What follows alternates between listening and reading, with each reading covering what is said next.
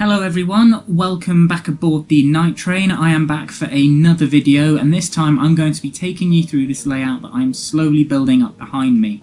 You may remember from my comeback video that I said that I'm going to be working on this brand new layout and that it would be the perfect opportunity to take you on a brand new modelling journey to see the kind of modelling that I enjoy doing, a lot of the techniques that I use, and to share some of the knowledge that's going around in terms of railway building. So first things first, there was a lot that I actually had to consider in terms of building a layout. The first one was gauge, which was fairly easy. A lot of my existing collection was in 00 or HO in terms of the Thomas range, but I did consider for a moment going down to N gauge due to the easier space usage that you can have with a smaller scale, but unfortunately N gauge at the moment doesn't have the same range of locos that I like, or really too much for me to really make the jump to that smaller scale. The next thing I had to consider was size of the layout. There's a lot of different size trains in my collection at this point. I've got everything from small 040s up to my big beasts of locomotives, the 484s, which can only negotiate third radius curves. With all that in mind, I've made the decision to go exclusively third radius, using exclusively set tracks, set track pieces with set radii, in order to run these really big locos and to ensure that the curves on my layout were precise and robust, which is something that you can't really get with FlexiTrack, particularly if you're trying to fit it within a tight space constraint. The layout size that I settled on in the end was about 7 foot by 4 foot. This allowed me a big enough station to run a locomotive and either 2 small coaches or 1 large coach through a platform.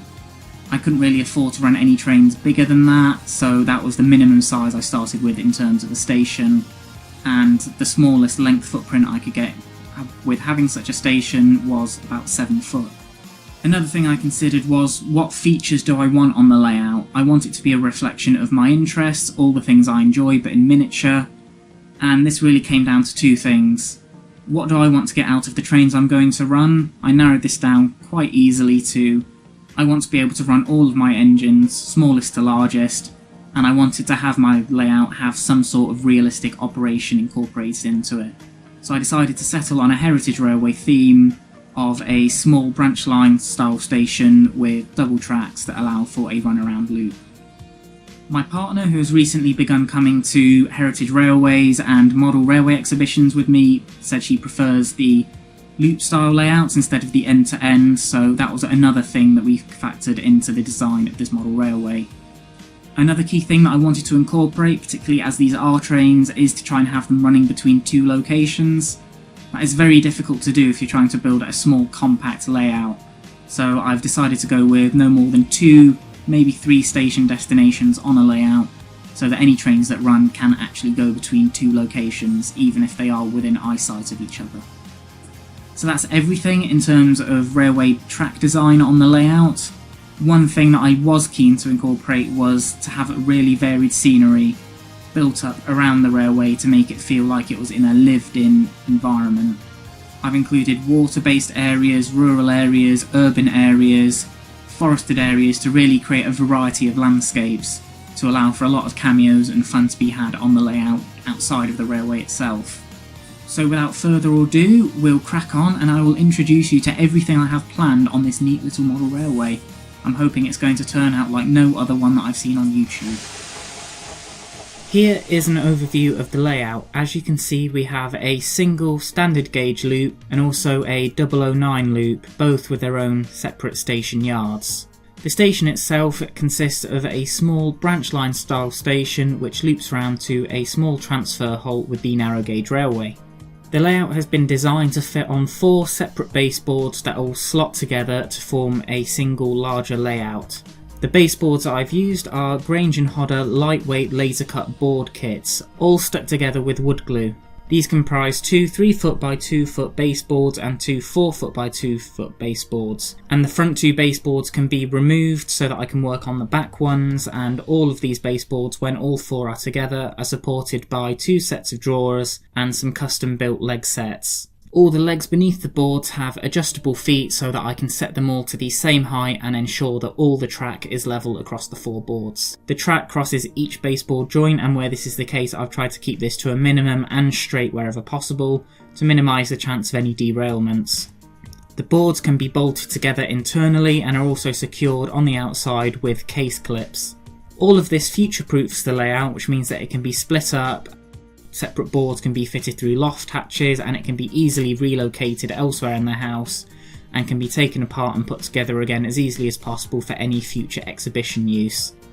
The main station itself is comprised of the Hornby, Resin, Goathland and Hogsmeade buildings, as my partner wanted to incorporate the Harry Potter range onto the layout in some capacity. The station features a basic runaround loop to allow locomotives to run from one end of the train to the other, and to also allow for some more inventive and creative shunting manoeuvres. One train can be at the platform and another one can enter from the other end to remove or add wagons to existing trains. The baseboard joins are wide to act as isolating sections.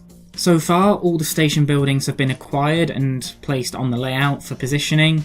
I need to create some custom platforms so that detailing can be added and that I don't ruin those that came with the Hornby buildings. And these platforms will be removable from the layout and can help cover up some of the board joins that would otherwise be more obvious. A 2mm bed of cork has been laid for the main station, and I got this cork from CM3 Models, and I like the fact that this cork came without any plastic cling film wrapping, so it was completely plastic free, and I'll definitely be ordering more from them in the future. The link to this cork at CM3 Models can be found in the description below. Next to the station is a small engine yard comprising of 3 sidings, 2 of which will be covered by a 2-lane open engine shed, complete with inspection pits, a water tower and coal staves for all loco maintenance. Again, I will be using isolating sections with the Seterac to improve locomotive movements and how much I can have on the board at any one time. So far I have the engine shed, and I'll be using the engine shed from the old Hornby Thomas range to add a little bit of Thomas DNA to the layout, and I also have the coal staves and also a water tower built going next to the sidings. At the other end of the station is another set of 3 sidings, though with a slightly different point arrangement for different shunting options. Again, I'm using isolating sections with the Seterac, and on the longer siding are removable buffers, as the track is going to go right up to the board edge, and this will easily allow for future expansions or for joining this layout to future modules should I wish to extend it. A removable crane has been included on the layout so that the yard can be changed in terms of its layout. There can be a crane there for moving cargo or just cargo itself loaded down next to the track bed. So far I've not got any of the track for this section yet, but Cranky is out and about ready for me to mark where the crane is going to go. The main track loop goes from the main station up around the layout to the transfer halt station on the other side, where standard gauge traffic can be transferred onto the narrow gauge line by the narrow gauge yard. This small narrow gauge yard can be used for loading and unloading passengers and freight, and has a few storage sidings for wagons, coaches and other locomotives. In the back corner of the narrow gauge yard is a small engine shed where at least one engine can be stationed for doing shunting around the yard. I've yet to properly start on the narrow gauge yard. I've got a small wooden dual gauge platform that's been scratch built to help me gauge the distance between the narrow gauge and the standard gauge tracks, but at present I currently only have one set of points down. I will be getting the narrow gauge track in the very near future so that I can finally start laying this on the boards. The narrow gauge line then loops round, and if space is permitting I'm hoping to fit a narrow gauge tunnel here to help hide the narrow gauge line a little bit while it runs right next to the standard gauge line. Round by the main station I'm going to include a small pub with a beer garden, as you often find next to a lot of branch line stations. In the beer garden is also going to be a child's climbing frame, and inside the country pub is going to be internal scenery of the bar, the kitchen, as well as dining tables and perhaps some in-rooms upstairs. For this I've constructed a Dapol country pub kit. The base of the exterior has been painted but still needs some touching up and detailing, and then I'll really focus in on the interior, fitted out with the internal scenery and LEDs. By far the biggest building on the layout goes to what is planned to be a large old Victorian style museum building made using a Walters Union Station HO kit. The exterior of this looks a lot like the natural history museums that you see around the UK, such as in Swansea and Sheffield and around London, and is going to be kitted out with a fully custom interior with flooring, different museum exhibits, a gift shop and a scratch-built upstairs gallery. The key thing that I plan to do with the museum is to keep the building removable and to have interchangeable interior exhibits, so that for some occasions the museum can moonlight as a railway museum with railway locomotives and wagons and memorabilia and that inside it, but it could also be changed up to be a museum related to my other interests, such as natural history museums with dinosaur skeletons and minerals and things inside it, but also potentially an automobile museum with classic cars and other classic vehicles inside, or even a mix of all three to give a real variety of different museum galleries. There'll be a lot of kit bashing and experimenting with different lighting colours and arrangements to really add life to these museum exhibits. The museum is served by narrow gauge siding for the importation and exportation of different artefacts and exhibits. Currently, only the museum building itself has been built. I've got the rest of the kit to do, but I decided to get it this far so I could see what kind of footprint this had on the layout. Right next to the museum is a planned car park for museum visitors to park at, but I also plan to have this big car park converted into a small drive-in cinema on the layout. I've got the circuits and wiring sorted for this, and I've acquired a small sat-nav LCD screen that can be hooked up to a DVD player. My next steps for fitting this will be to drill the hole for fitting the LCD screen onto the layout to ensure it can be removable, and to also build a small plinth, curtains, and really dress it up to look like an outdoor cinema. Also served by the car park, and keeping with the heritage theme of the layout, I'm planning to have a small Gauge Master model shop, again kitted out with a small miniature interior. Right now I just have the base of this on the layout to make sure I've got all the building positioning correct, and this is one of the buildings that I'll be working on in the future. Adjacent to the model shop, angled as real buildings are, they're not always straight, is a planned bookstore, something else that my partner wants to see on the layout. This will also be across the baseboard gaps to help cover the splits between the different layout sections, and I'm going to be using a Dapol general store building for this, again with a fully kitted out custom interior to give it the aesthetics and marketing of a bookstore. A lot of heritage railways tend to have a dedicated bookstore, so that's the kind of gist that I'm going for with this small kit. Another feature that I'm adding to the layout, keeping in with my wider interest, is I'm going to include a paleontological dig site cut into one of the baseboards to help give it a little bit of a lowered area compared to the rest of the surroundings. This is going to feature exposed bedrock with dinosaur bones embedded into the rocks I'm building and carving into the layout scenery, and the whole site is going to be lit up by LEDs, this time exterior LEDs such as floodlights, to give a little bit of variety to the lighting. Keeping with the heritage layout theme, I've envisioned the lab for this scientific site to be a grounded coach converted into a lab using the body donated by the railway. I've got the grounded coach finished, I've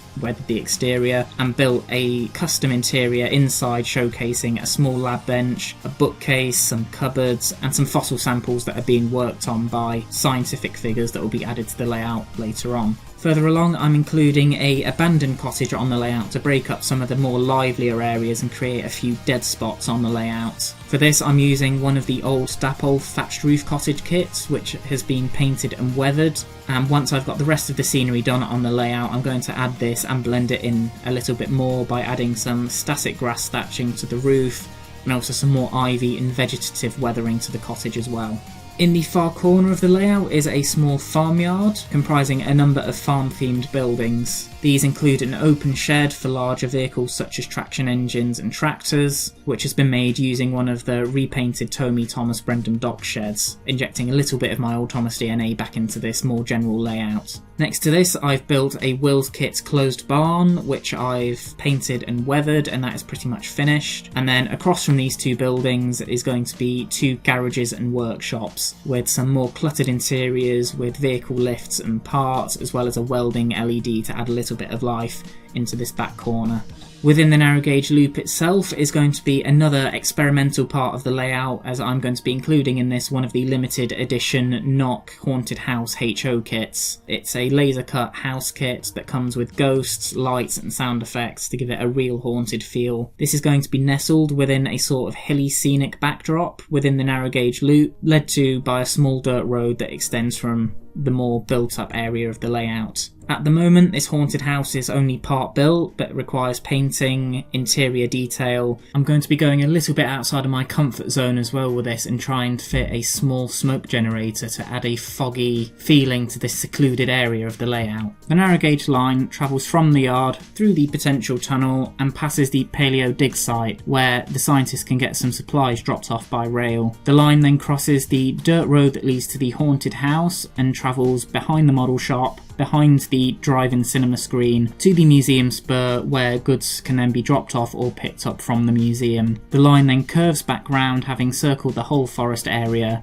where it passes neatly in contrast to the standard gauge line before pulling back into the transfer halt station and yard. Overall, there's not much to see of the narrow gauge loop at this point. I've just got 2 sets of points for the museum junction and the goods yard junction, and a set of curves going between them so that I can map out the radius of the loop. In contrast to the front of the layout, which is going to have a lot of buildings and tarmac and urban feel to them, within the narrow gauge loop itself is going to be a lot more natural and scenic. And in this area I'm planning on having a dense pine forest built up for a lot of wildlife. There's going to be a rise of hills featuring a pine forest, and the naturalistic view of this area will allow me to use a lot more of my wildlife and animal figurines on the layout. And nestled within the trees is going to be a small lake so that I can incorporate some water more centrally on the layout. In the top right corner of the layout, I've got my designated water area. Here the baseboard has been cut away and lowered so that a body of water can be more easily represented. And in this section I plan to install a clear sheet of perspex partway down the baseboard to model the surface of the water and also the landscape beneath it. This is so I can show off some underwater and aquatic wildlife figurines in contrast to the boats and that travelling on the surface of the water. The bed of the water is going to be formed by a silt layer with painted cliff faces and interchangeable watercraft and surfaces so that I can model choppier waters, calmer waters, and also feature different kinds of boats. Currently I have the woodwork done on this side of the layout. My next job is going to be to fit the perspex, and for this I've already started cutting the notches into the baseboard sides. Running through the middle of the layout, I've got a single road. It's largely straight except for either side of the railway line. It's from this road that the dirt road junction splits off up towards the paleo dig site and up to the haunted house. And I've also incorporated an area for buses to stop by the station in the museum, for cars to park up by the pub, and also by the model shop and bookshop. So there we are, a lot crammed into a very, very small space. If it'll work out, it will be brilliant. If it won't, some difficult decisions might have to be made about what I really want to incorporate on the layouts. From here, I'm going to carry on with the track work, buying the rest of the track, getting it painted, begin getting it nailed down and wired up. And from there, we can do all the fun things. We can do all the scenery, we can do all the buildings, we can make little cameos, and really go crazy with all the details on the layout itself. If you like the sound of everything I've gone through, please let me know below what you're most excited for, which aspects you'd like to see me go through the most on the channel in the future, and also please like, share, comment and subscribe to get other people who may be interested in all these wacky ideas I have into the channel and getting into the conversation of what is going on. So thank you again for watching, and I will see you very shortly in another video. Take care.